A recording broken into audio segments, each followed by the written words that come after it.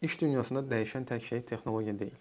Qaydalar dəyişir, idarəetmə dəyişir, insan gözləntiləri dəyişir, liderliyin tərifi dəyişir.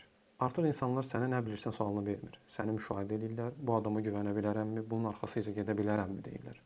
Əgər sən komanda idarə edirsənsə, sadəcə texniki biliklər və təcrübə kifayət deyil. İnsanları başa düşmək, aurasını oxumaq, duyğuları tanımaq, bunlar olduqca vacib kapitaldır.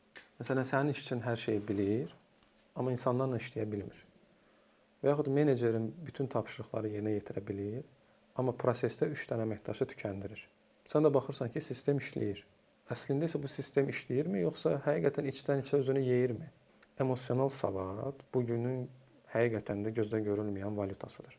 O komandanın dözümlülüyünü artırır, şirkətin məhsuldarlığını artırır və ətrafımızda həqiqi liderlik mühiti qurur.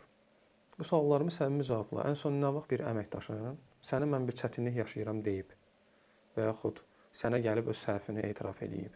Əgər cavabı xatırlamırsansa, məsələ emosional infrastrukturun zəifliyindədir. Pul, yaxşı proses, nəticə, bunlar vacib faktorlardır. Amma insanlar güvən hiss eləmirsə, sadəcə işləyirlər.